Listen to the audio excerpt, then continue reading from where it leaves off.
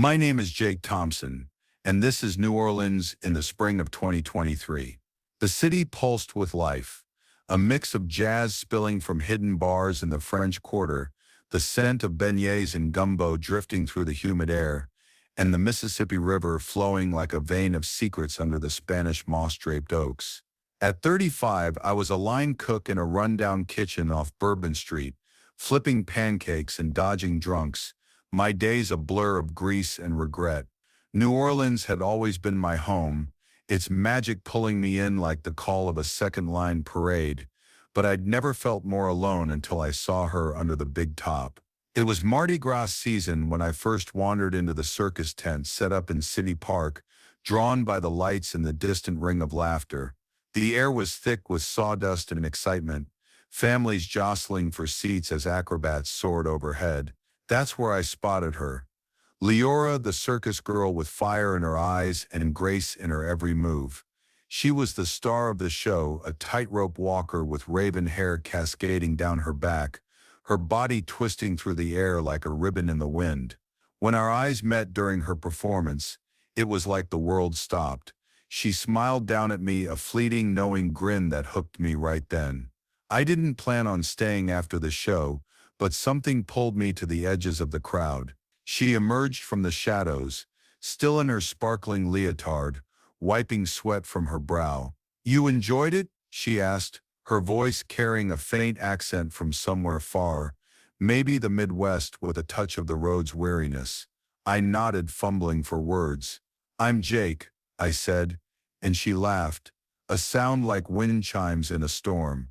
"Leora, want to grab a coffee? The night's young in this city." Our first date was simple, at a jazz cafe in the Quarter, where the music swelled around us like a heartbeat. She talked about her life on the road.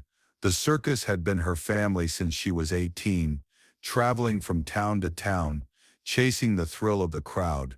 I shared my own stories, the monotony of kitchen shifts and the dreams I'd made, like writing a novel or seeing the world. There was an instant connection, her hand brushing mine across the table, her eyes lighting up as she described walking the tightrope.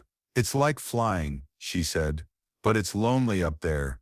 I felt it then, that pull, like we were both searching for something solid in the chaos. We kissed under the neon lights of Bourbon Street, the city's energy fading into the background as her lips met mine, soft, urgent, full of promise. The relationship deepened fast, a whirlwind in the sweltering New Orleans summer. I'd meet her after her shows, sneaking into the tent to watch her practice, her body defying gravity while my heart did the same. We'd wander the streets hand in hand, sharing muffalettas in Jackson Square or listening to street musicians play blues that mirrored our growing intensity. She told me about her past, the absent parents, the circus as her sanctuary, the friends she'd lost to the road's demands. I opened up about my own losses, like the divorce that left me numb, and she held me close, whispering that we could build something real. Our nights were electric,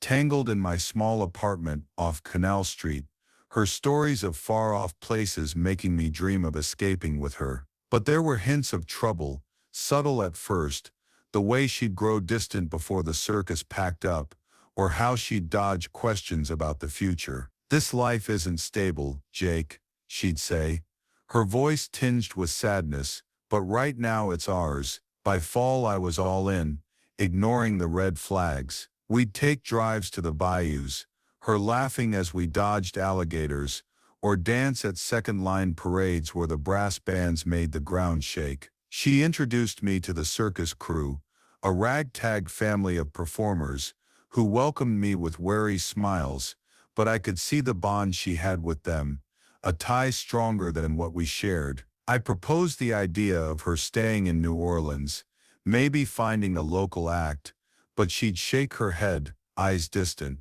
"The road calls, Jake. It's in my blood." Still, our love felt unbreakable. Late-night conversations about running away together, her promises whispered in the dark. I quit my job, convinced we could make it work, pouring my savings into helping the circus, buying her gifts, supporting her dreams. It was thrilling, but the doubts lingered. like the fog rolling in from the river. The end came in November 2023, as the circus prepared to leave for the next town. We'd argued that night, her packing her bags while I pleaded. "Don't go," I said, gripping her hands. "We can build something here." She looked at me with tears in her eyes, her voice breaking. "I can't stay, Jake. This life, it's all I know. And you're asking me to give it up for what? A chance?" The truth hit hard. She was a bird meant to fly, not be caged. She left the next day, the circus rolling out under the gray sky, and I was left with nothing but echoes. I tried to follow, driving to the outskirts, but it was futile. The tents disappeared into the horizon, taking my heart with them. New Orleans felt empty after that, the jazz a mocking soundtrack to my loss. By the end of 2023, I was a shell, drowning in regrets.